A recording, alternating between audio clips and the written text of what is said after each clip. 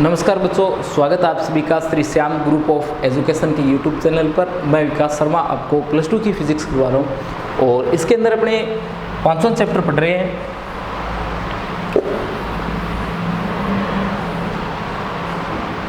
कल जो अपने टॉपिक पढ़ा था वो कार्बन प्रतिरोध पढ़ा था और कार्बन प्रतिरोध के बाद में अपने प्रतिरोध तथा प्रतिरोधकता पर ताप का प्रभाव पढ़ रहे थे। तो अपना जो टॉपिक है वो है प्रतिरोध एवं प्रतिरोधकता पर ताप का प्रभाव। अपना टॉपिक क्या है? प्रतिरोध एवं प्रतिरोधकता पर ताप का प्रभाव है। ठीक है, देखिए इसके लिए हमने जो फर्स्ट टॉपिक आता है उसमें वो आधा पढ़ चुके थे। अपने सबसे पहले चालकों के लिए पढ़ रहे थे, तो चालकों पर प्रतिरोध तथा प्रतिरोधकता का क्या प्रभाव पड़ता है वो अपने देख रहे थे। और चालकों के लिए मैंने आपको रो की बात बताई थी कि इसका फॉर्मूला होता है m/n² टो। क्यों? क्योंकि सिग्मा इक्वल होता है n² टो/m और रो और सिग्मा क्या होते हैं? एक दूसरे के व्युत्क्रमानुपाती होते हैं। तो यहाँ से ये बन जाता है m/n² टो। मैं एक बार फिर से आपको बता देता हूँ कि जितने फॉर्मूले आ रहे हैं वो सारे के सारे फॉर्मूले अपनी कॉपी में लिख लेना और उन्हें अच्छे से याद कर लेना, क्योंकि अगर फॉर्मूले आपके याद नहीं है तो आप लोग चैप्टर में आगे बढ़ नहीं पाओगे। क्योंकि आपके शुरुआत के जो क्वेश्चन आते हैं 14 जो प्रश्न आएंगे वो एक एक नंबर के आएंगे। वहाँ आपको मात्रक पूछा जाएगा, विमा पूछी जाएगी, या कोई फॉर्मूला वगैरह पूछ सकते हैं, या कोई परिभाषा पूछ सकते हैं। ठीक है, या कोई ग्राफ वगैरह बनाने के लिए दे सकते हैं। और उन सब के लिए जो सबसे इंपॉर्टेंट बात रहती है वो रहती है फॉर्मूला। एक एक नंबर का क्वेश्चन न्यूमेरिकल फॉर्म में भी आपसे पूछा जा सकता है, तो उसके लिए भी आपको जो फॉर्मूला है वो याद होना चाहिए। इसके अलावा आप लोगों ने पीछे वाले टॉपिक देखे होंगे, जैसे अपने ओम का जो नियम क्या था उसकी व्युत्पत्ति की थी, या फिर अपने पीछे जो संबंध व्युत्पन्न किए थे जैसे गतिशीलता वगैरह की बात की थी, धारा वगैरह और अपवहन वेग में संबंध देखा था। वहाँ भी आपने देखा था कि बिना फॉर्मूलों के अपने वो टॉपिक सॉल्व नहीं हो सकते हैं। तो सबसे पहला काम आपका ये है फॉर्मूला। ठीक है, जब भी आपका स्कूल लगे उससे पहले कम से कम इतना काम आप लोग जरूर कर लो कि जितने फॉर्मूले आ रहे हैं, जितने मात्रक आ रहे हैं, जितनी विमाएँ आ रही है, उन सबको अच्छे से आप लोग याद कर लो। ठीक है, ऐसी गुंजाइश ही ना रहे कि कोई भी फॉर्मूला आपकी याद ना हो।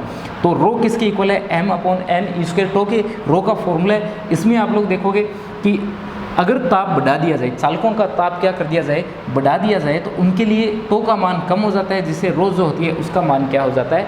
बढ़ जाता है। विश्रांति काल कम हो जाता है क्योंकि टक्कर की आवृत्ति बढ़ जाती है, और प्रतिरोधकता का मान क्या हो जाता है? फिर बढ़ जाता है। विश्रांति काल कम तो प्रतिरोधकता का मान ज़्यादा। ये हम लोग पढ़ चुके हैं। इसके अलावा आपने ये भी पढ़ चुके थे कि अगर किसी चालक के लिए 0 डिग्री सेंटीग्रेड पर प्रतिरोधकता ρ0 हो और किसी टेम्परेचर T डिग्री सेंटीग्रेड पर प्रतिरोधकता कितनी हो? ρT हो, तो इनके मध्य संबंध होता है ρT = ρ0 1 + αT। इसी तरीके से प्रतिरोध के लिए अगर लिखना चाहो तो होता है RT = R0 1 + αT। ठीक है, ये दोनों क्या है आपके पास में फॉर्मूले हैं। ताप का प्रभाव है किस पर? प्रतिरोध तथा प्रतिरोधकता पर। यहाँ देखिए ρ0 क्या है? प्रारंभिक 0 डिग्री सेंटीग्रेड पर प्रतिरोधकता है। ρT क्या है?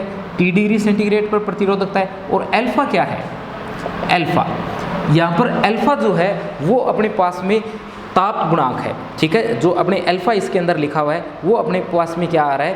ताप गुणांक आ रहा है, प्रतिरोधकता ताप गुणांक आ रहा है। इसके बारे में कल अपने बात कर ली थी अल्फा के बारे में कि अल्फा जो है अपना क्या है? प्रतिरोधकता ताप गुणांक है। मात्रक विमा भी मैंने आपको बता दिया था इसकी। अल्फा जो है वो क्या है? ताप गुणांक है। कौन सा ताप गुणांक है? प्रतिरोधकता ताप गुणांक है। ठीक है, ध्यान रखना, सीधा ताप गुणांक से काम नहीं चलेगा, पूरा लिखना।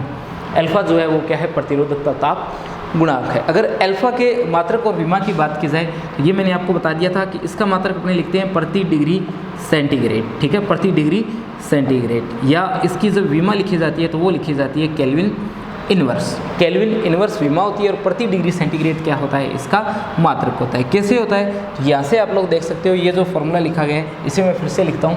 क्या लिखा गया है? ρT = ρ0 1 + αT। ρT = ρ0 1 + αT। यहाँ से आप लोग लिख सकते हो ρT = ρ0 + ρ0 अल्फा टी।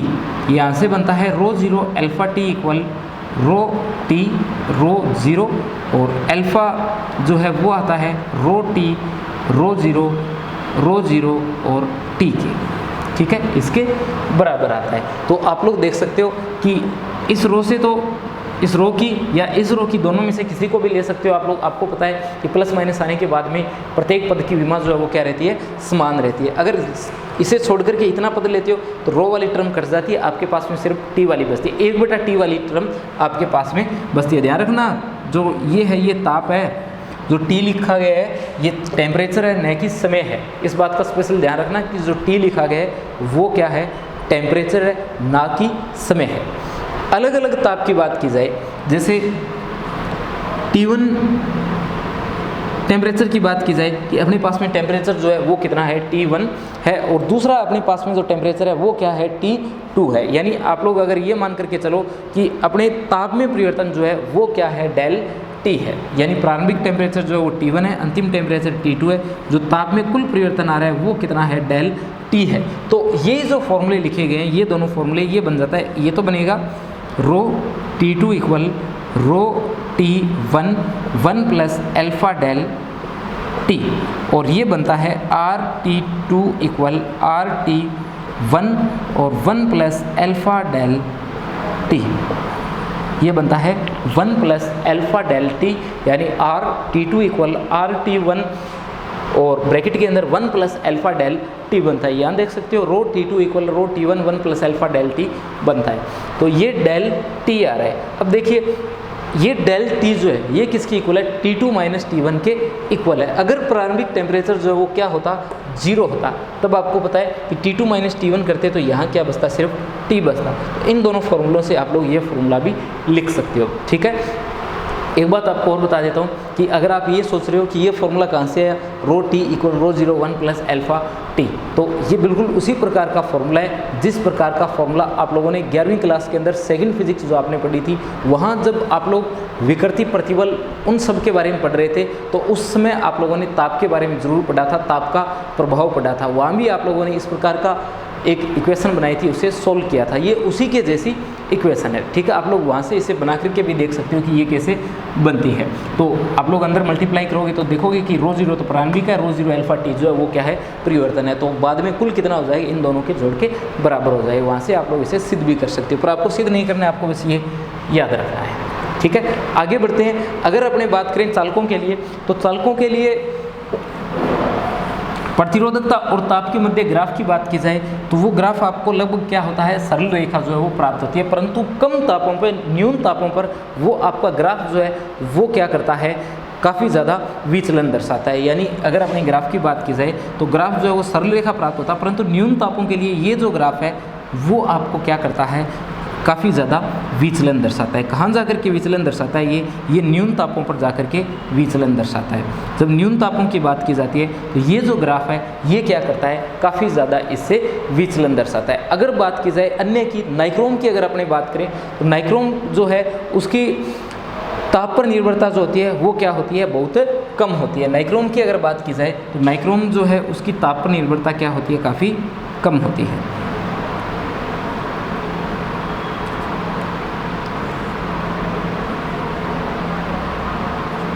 ठीक है, तो ये नाइक्रोम के लिए, नाइक्रोम एक मिश्र धातु है जो 80% निकल और 20%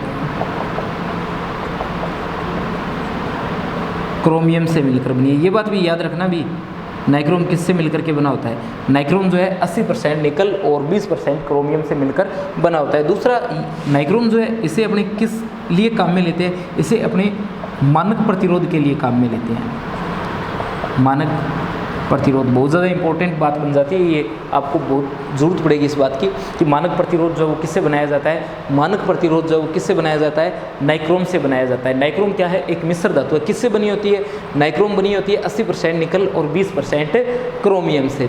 80% निकल, 20% क्या है इसमें क्रोमियम है। क्या है, एक मिश्र धातु है। क्यों बनाया जाता है नाइक्रोम से? क्योंकि आप लोग देख सकते हो इसकी ताप पर निर्भरता जो है वो क्या होती है, काफ़ी कम होती है। ठीक है, ये सारी बातें। और अल्फा के बारे में एक बात ये भी ध्यान रखना कि अल्फा जो है वो धातुओं के लिए या चालकों के लिए क्या होता है, धनात्मक होता है। क्योंकि अगर अपने ताप बढ़ा दिया जाए तो आप लोग देख सकते हो कि प्रतिरोधकता जो होती है उसका मान क्या हो जाता है, बढ़ जाता है। तो एक तो ये नाइक्रोम का याद रखना, नाइक्रोम एक मिश्र धातु है, 80% निकल, 20% क्रोमियम से बनी। और एक ध्यान रखना, नाइक्रोम जो है उसको काम में लिया जाता है मानक प्रतिरोध बनाने के लिए। आगे बढ़ते हैं, अपने बात करते हैं विद्युत रोधी पदार्थों के लिए। तो विद्युत रोधी पदार्थों के लिए देखिए क्या होता है विद्युत रोधी पदार्थों में।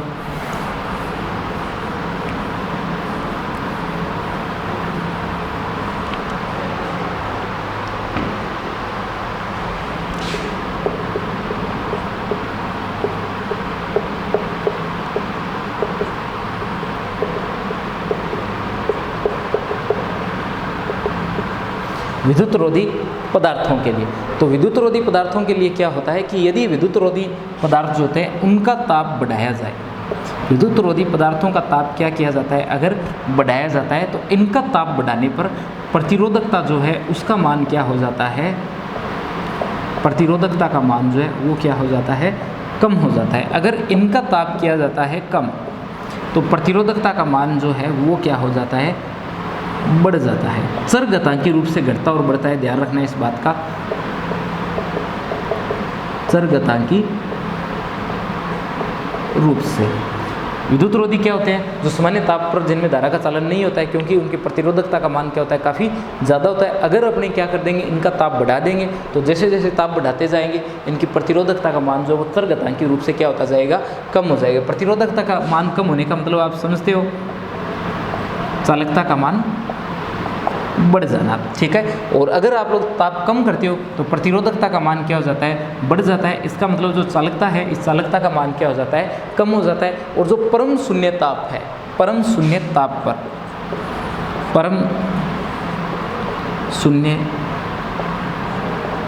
ताप पर जो अपने पास में विद्युत रोधी होते हैं इनकी चालकता का मान क्या हो जाता है, 0 हो जाता है। ये बात ज़रूर याद रखना कि जो परम शून्य ताप है उस परम शून्य ताप पर इनकी चालकता का मान क्या हो जाता है, 0 हो जाता है। क्योंकि ताप घटाने पर क्या हो रहा है, प्रतिरोधकता जो है उसका मान क्या होता जा रहा है, बढ़ता जा रहा है। प्रतिरोधकता का मान बढ़ने का मतलब क्या हो गया, चालकता जो है वो कम हो रही है और परम शून्य ताप पर चालकता का मान क्या हो जाता है, 0 हो जाता है। ये जो होते हैं इनके लिए अपने जो फॉर्मूला काम में लेते हैं वो फॉर्मूला आता है ρT इक्वल ρ0 e⁻²kBT। ये फॉर्मूला काम में आता है इनके लिए, ρT इक्वल ρ0 और e⁻²kBT।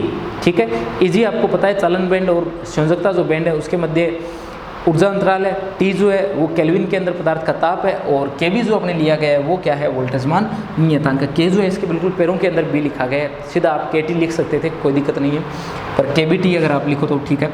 तो ये क्या है, Kb जो है वो वोल्टेज मान नियतांक है, T टेम्परेचर है, Eg जो है वो क्या है, संयोजकता बैंड और जो चालन बैंड है उनके मध्य ऊर्जा अंतराल है। ये बात आप लोग जरूर ध्यान रखना कि एक जगह आप लोग फिजिक्स के अंदर पढ़ोगे, जहाँ आप लोग इलेक्ट्रॉनिक्स पढ़ना शुरू करोगे उस जगह जाकर के, या नाभिक वाले चैप्टर उनके आसपास कहीं पर आप लोग पढ़ोगे, वहाँ आप लोग ये भी पढ़ोगे कि ये जो मान है ये सिग्मा के रूप में लिखा गया है। सिग्मा के रूप में अगर इसे लिखोगे तो ये माइनस का बन जाता है। क्यों बन जाता है, क्योंकि आपको पता है कि रो और सिग्मा जो है वो क्या होते हैं, एक दूसरे के विरुद्ध क्रमानुपाती है। जो ऊपर लिखा गया है वो नीचे आ जाए, या जो नीचे लिखा गया है वो कहाँ चला जाता है, ऊपर चला जाता है। तो ये बात भी आप लोग ध्यान रखना। तो ये ρT इक्वल क्या बनता है, ρ0 e और इसकी पावर Eg/2kBT बन जाता है। इसके अलावा अगर बात की जाए तीसरी अर्धचालकों के लिए, किसके लिए बात करें, अगर अपने अर्धचालकों के लिए बात करें तो अर्धचालकों में देखिए क्या होते हैं, अर्धचालक जो होते हैं उनमें सहसंयोजक बंध पाए जाते हैं। और अर्धचालकों में अगर आप लोग क्या करोगे, ताप बढ़ा दोगे तो जो धारावाहकों की संख्या है वो चरघातांकी रूप से क्या हो जाती है, बढ़ जाती है, जिससे प्रतिरोधकता जो होती है उसमें क्या आ जाती है, कमी आ जाती है। यानी इसका मतलब हुआ कि जो अल्फा है उसका मान जो है वो क्या होता है, ऋणात्मक होता है। अर्धचालकों के लिए अल्फा का मान क्या होता है, ऋणात्मक होता है। ग्राफ इसका इस प्रकार से आता है भी, अगर रो और टी के मध्य आप ग्राफ खींचो तो इस प्रकार का जो ग्राफ है वो आपको प्राप्त होता है। ध्यान रखना अल्फा का मान इनके लिए क्या होता है, नेगेटिव होता है। यानी अगर आप लोगों से पूछा जाए कि अर्धचालकों पर ताप का क्या प्रभाव पड़ता है, तो अर्धचालकों पर ताप का प्रभाव यानी प्रतिरोधकता पर अर्धचालकों में प्रतिरोधकता पर ताप का क्या प्रभाव पड़ता है, तो उसके लिए आपको ये ग्राफ उसमें बना देना है, ठीक है। और ये आप लोग ध्यान रखोगे कि इनका अल्फा जो है वो क्या होता है, ऋणात्मक होता है। अल्फा ऋणात्मक क्यों होता है, क्योंकि जो आपके पास में अर्धचालक होते हैं उनमें पाए जाते हैं सहसंयोजक बंध। अगर आप लोग क्या कर देते हो, ताप बढ़ा देते हो, तो ताप बढ़ाने की वजह से जो सहसंयोजक बंध जो है वो क्या हो जाते हैं, टूट जाते हैं। सहसंयोजक बंध टूटेंगे तो क्या होगा, जो धारा है वो तेज़ी से प्रवाहित होगी, और धारा तेज़ी से प्रवाहित होने का मतलब हो गया कि वहाँ पर प्रतिरोधकता जो है, प्रतिरोधकता का मान क्या हो रहा है, कम हो रहा है। यानी किसका मान बढ़ता जा रहा है, जो चालकता है उस चालकता का मान तेज़ी से क्या होता जा रहा है, बढ़ता जा रहा है। प्रतिरोधकता कम हो रही है और चालकता का मान क्या होता जा रहा है, तेज़ी से बढ़ता जा रहा है। ये अल्फा क्या है, इनके लिए नेगेटिव है। और जो आपके पास में चालक थे उनके लिए अल्फा क्या था, पॉजिटिव, अर्धचालकों के लिए अल्फा क्या था, नेगेटिव। यहाँ आप दोनों कंडीशन देखोगे कि अगर ताप बढ़ाओगे प्रतिरोधकता घटेगी, ताप कम करोगे तो प्रतिरोधकता जो है वो क्या हो जाएगी, बढ़ जाएगी। चालकता इनकी उल्टी होती है, ये भी आप लोग जरूर ध्यान रखना, ठीक है। कहने का मतलब ये या तो प्रतिरोधकता याद रखना या आप लोग चालकता याद रखना। तो आप लोग याद किसे रखोगे, तो आप लोग प्रतिरोधकता को याद रख लेना। क्यों, क्योंकि अपना टॉपिक जो आपकी दिया गया है बुक में वो प्रतिरोध तथा प्रतिरोधकों पर ताप का प्रभाव दिया गया है, ठीक है, न कि चालकता पर। तो ये प्रतिरोधकता वाली टर्म आप लोग याद रख लेना और इन्हें आप लोग क्या कर देना, इनका उल्टा कर देना। ये सारी बातें थी ताप के प्रभाव के बारे में। अब अपने एक नया टॉपिक आता है, उसका नाम है अति चालकता। तो देखिए अति चालकता जो है उसका क्या मतलब होता है।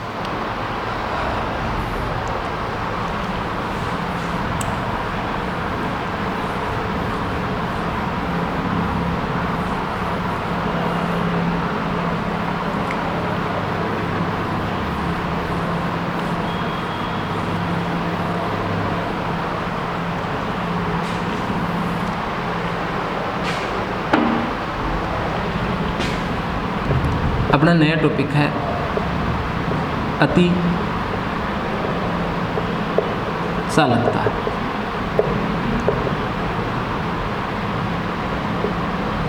अति चालकता, अति चालकता का मतलब देखिए क्या होता है। अपने पास में क्या होता है कि कुछ पदार्थ ऐसे होते हैं जिनके ताप को अगर क्या किया जाए, घटा दिया जाए। यानी अपने पास में क्या होते हैं, कुछ पदार्थ ऐसे होते हैं जिनका ताप अगर क्या कर दिया जाए, घटा दिया जाए। जिनके ताप को अगर आप क्या कर दोगे, घटा दोगे, यानी ताप को क्या कर दोगे, अगर आप लोग कम कर दोगे, तो उनकी प्रतिरोधकता का मान जो है वो भी क्या हो जाता है, कम हो जाता है। प्रतिरोधकता या प्रतिरोध भी लिख सकते हो भी आप लोग। अगर ताप क्या कर दिया जाए, कम कर दिया जाए, घटा दिया जाए, तो कुछ पदार्थ ऐसे होते हैं जिनकी प्रतिरोधकता का मान भी क्या हो जाता है, कम हो जाता है।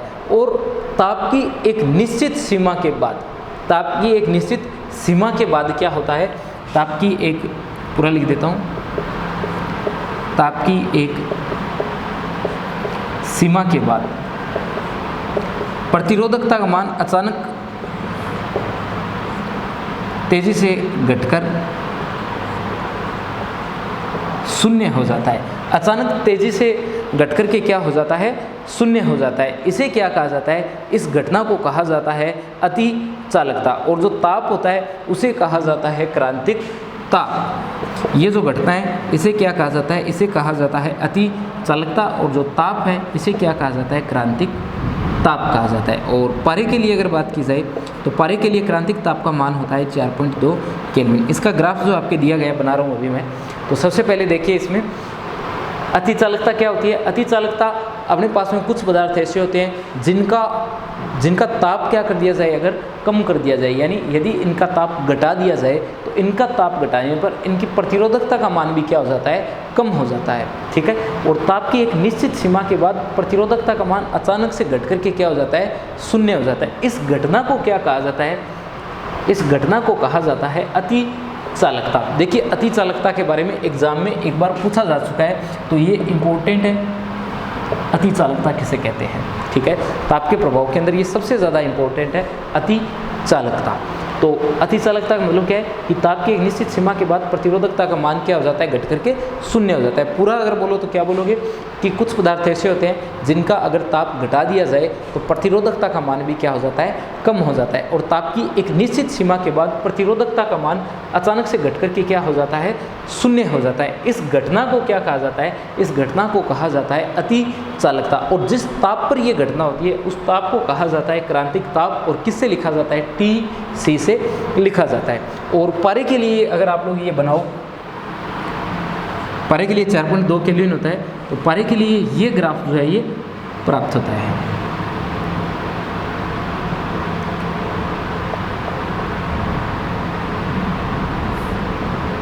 और कितने पर प्राप्त होता है, 4.2 केल्विन पर प्राप्त होता है। ठीक है, ये प्रतिरोधकता है इस ओर। यानी आप लोग क्या कर रहे हो, आप लोग जो ताप है उसको कम करते जा रहे हो, और जैसे जैसे आप लोग ताप कम करते जा रहे हो, ताप की एक निश्चित सीमा है। यहाँ पारे के लिए वो सीमा क्या है, 4.2 केल्विन है। 4.2 केल्विन पर जाकर के पारा जो है उसके प्रतिरोध का मान क्या हो जाता है, ताप के ये पारा जो है उसके प्रतिरोध का मान 0 हो जाता है। प्रतिरोध 0 हो गया तो प्रतिरोधकता तो देख ही सकते हो, वैसे ही 0 हो जाएगी। R=ρL/A फॉर्मूला होता है इसका। तो 4.2 केल्विन पर प्रतिरोध या प्रतिरोधकता जो है वो घट करके क्या हो जाती है, शून्य हो जाती है। किसके लिए, पारे के लिए। तो ये क्या होती है, अति चालकता होती है। ठीक है, अब यहाँ से एक बात और निकल करके आती है जिसे अपने माइजनर या माइसनर प्रभाव जो है उसके नाम से जानते हैं। देखिए वो क्या होती है, वो होती है कि अति चालकता की जो अवस्था होती है उसमें क्या होता है, उस अवस्था में चालक जो होता है उसके भीतर चुंबकीय क्षेत्र का मान क्या हो जाता है, जो चालक है उसके भीतर चुंबकीय क्षेत्र का मान भी क्या हो जाता है, चालक जो है उसके भीतर चुंबकीय क्षेत्र का मान भी क्या हो जाता है, शून्य हो जाता है। इस घटना को क्या कहा जाता है, या इस प्रभाव को क्या कहा जाता है, इस प्रभाव को कहा जाता है माइजनर या माइसनर प्रभाव। ठीक है, इसको क्या कहा जाता है, चालक के भीतर चुंबकीय क्षेत्र का मान 0 होने को इसको कहा जाता है माइजनर प्रभाव। ध्यान रखना, चालक जो है उसके अंदर की ओर चुंबकीय क्षेत्र का मान 0 हो रहा है, न कि बाहर की ओर। ठीक है, ये बात आप लोग जरूर ध्यान रखना है इसमें कि चालक जो है उसके अंदर की ओर क्या हो रहा है, जो चुंबकीय क्षेत्र है उसका मान क्या हो रहा है, 0 हो रहा है। इनका उपयोग जो है वो देखिए कहाँ किया जाता है। एक तो इनका उपयोग विद्युत चुंबक बनाने में किया जाता है। ठीक है, किसके लिए, विद्युत चुंबक बनाने के लिए इसका उपयोग किया जाता है, विद्युत चुंबक बनाने के लिए इनका उपयोग किया जाता है, विद्युत चुंबक बनाने के लिए। और वो जो चुंबक बनती है उनको क्या कहा जाता है, उनको कहा जाता है अतिचालक चुंबक, अतिचालक चुंबक। ठीक है, इसके अलावा अतिचालकता आप लोग देख सकते हो, अतिचालकता की अवस्था जो है उसमें चालकता का मान काफ़ी ज़्यादा बढ़ गया। क्यों, क्योंकि प्रतिरोधकता और प्रतिरोध जो है उसका मान जो है वो क्या हो गया, घट करके 0 हो गया। इसलिए इसको काम में लिया जाता है विद्युत संचरण में, विद्युत संचरण में। इसके अलावा जो सुपर कंप्यूटर अपने हैं, जो सुपर कंप्यूटर होते हैं उन सुपर कंप्यूटर्स में भी क्या किया जाता है, इस अति चालकता के गुण को काम में लिया जाता है। तो अति चालकता एक इंपॉर्टेंट टॉपिक है, इसके बारे में फिर से सारी बातें आपको बता देता हूँ। अति चालकता क्या होती है, कुछ पदार्थ ऐसे होते हैं जिनके ताप को अगर क्या कर दिया जाए, कम कर दिया जाए तो प्रतिरोधकता का मान भी क्या हो जाता है, कम हो जाता है, और ताप की एक निश्चित सीमा के बाद इसका मान तेजी से घट करके क्या हो जाता है, शून्य हो जाता है। इस घटना को कहा जाता है अति चालकता। और ये जिस ताप पर होती है उस ताप को कहा जाता है क्रांतिक ताप। पारे के लिए इसका मान कितना होता है, 4.2 केल्विन होता है। ये ग्राफ किसके लिए, पारे के लिए 4.2 केल्विन पर 0 हो गया। और एक इसके अंदर ये याद रखना कि चालक जो है उसके अंदर चुंबकीय क्षेत्र का मान भी क्या हो जाता है, शून्य हो जाता है। कुछ एक अवस्था में ऐसा देखा गया है, इसे कहा जाता है माइजनर प्रभाव। ठीक है, काम में क्या आती है, ये विद्युत चुंबक बनाने के लिए काम में आती है, और उच्च चुंबकीय क्षेत्र उत्पन्न करने के लिए काम में आती है। और ऐसी चुंबक जो होती है उनको कहा जाता है अति चालक चुंबक। इसके अलावा विद्युत संचरण में काम में आती है, सुपर कंप्यूटर जो है उनमें काम में आती है, और वैज्ञानिक अध्ययन आप लोग इसमें लिख सकते हो, इसके लिए भी क्या किया जाता है, इन सभी को काम में लिया जाता है। ठीक है, ये अपने कुछ एक थ्योरेटिकल इसके अंदर टॉपिक आते हैं। अब अपने आगे बढ़ते हैं और बात करते हैं अपने नए संयोजन की, प्रतिरोध जो है उनके संयोजन की बात अपने इसके अंदर करेंगे। तो अपना नया टॉपिक है प्रतिरोधों का संयोजन।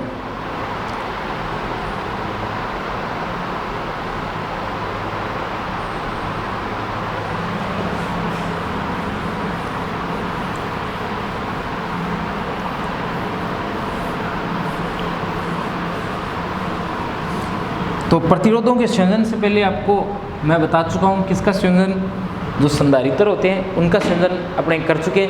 आज अपने पढ़ने वाले हैं प्रतिरोधों का संयोजन। प्रतिरोधों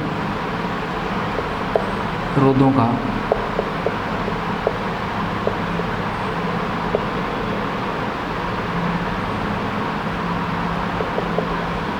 संयोजन, प्रतिरोधों का संयोजन, ठीक है।